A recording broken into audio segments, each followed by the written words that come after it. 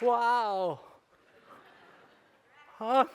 I'm gazing down thousands of feet, knowing that one misstep could be disastrous. It's a bright, hot day on Mount Whitney. It's 3 in the afternoon, July 13th, 2009. Gene and I have been climbing since before sunbreak. My balance being severely tested by the rocks and the boulders.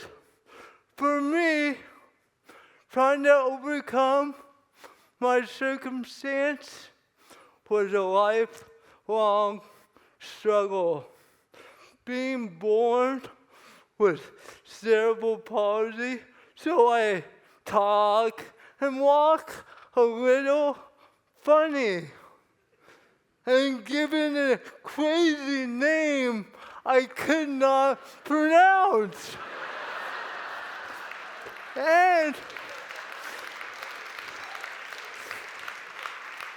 having a hippie upbringing out in West Marin County.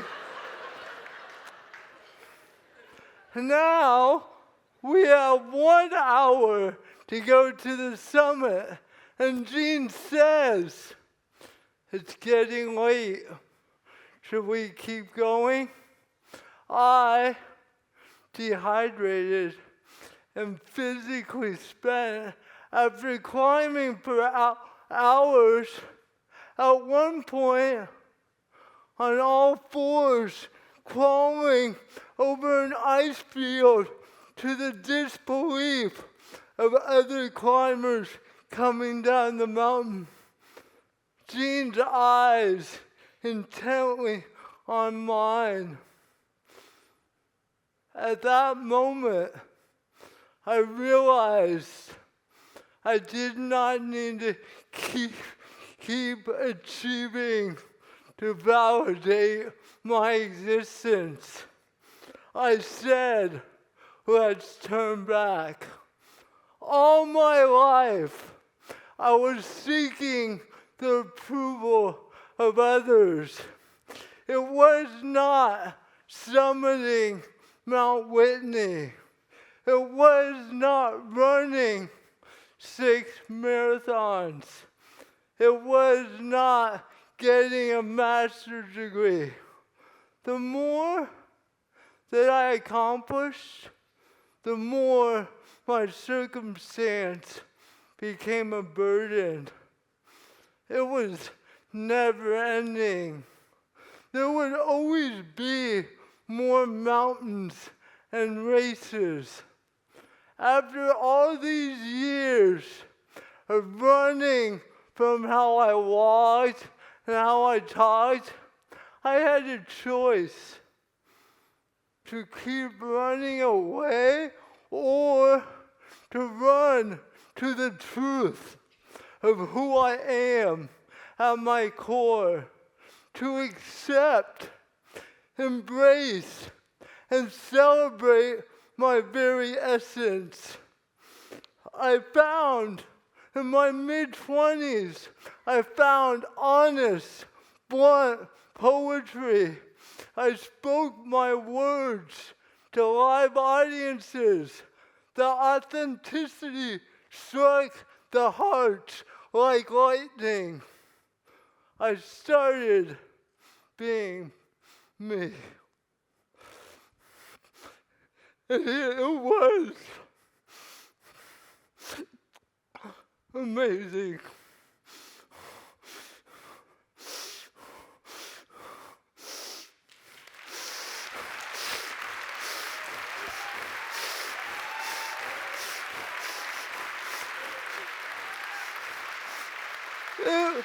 It all transformed from pity and shame into ownership.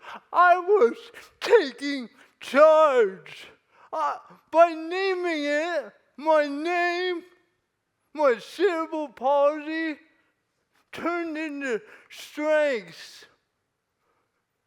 Still not totally satisfied, I turned to meditation. 7 years ago, I went within. I meditated in Thailand for 10 days.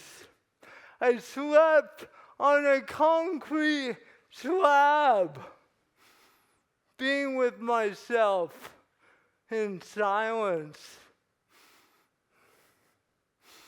with the iguanas, the ants, the scorpions,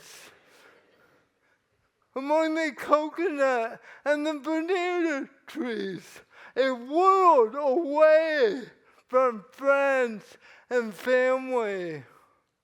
I could find my true happiness by being with myself. Going to the edge is going within. Having the courage to be vulnerable, honest, real, to bear all of yourself without fear of judgment. Ralph Waldo Emerson said, "What lies behind you and what lies in front of you pales in comparison to what lies inside you." I'm not alone.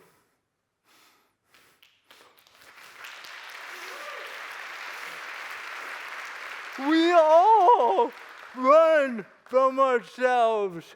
We deny our true greatness. But in running deep inside, our shame, our insecurities, our weaknesses, these wounds will grow into flowers and bloom. That is truly going to the edge.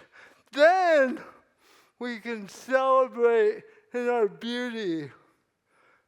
And it's there for everyone by going within. It's scarier than climbing any mountain.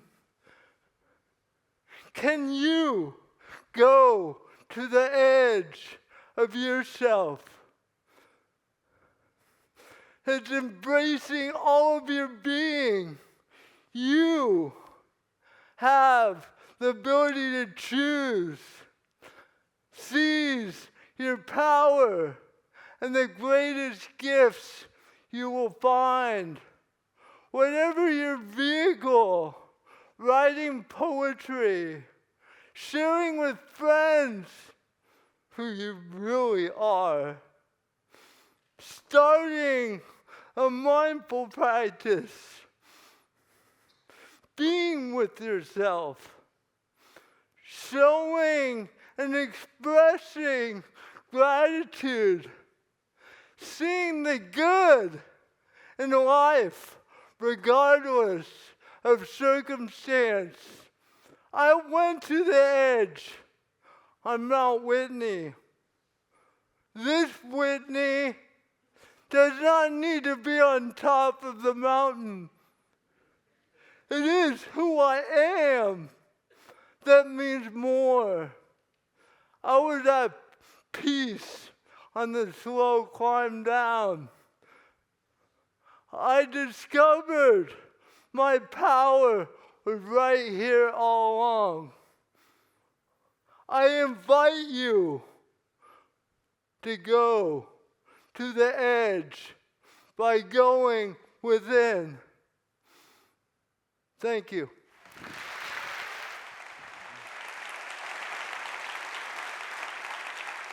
Thank you.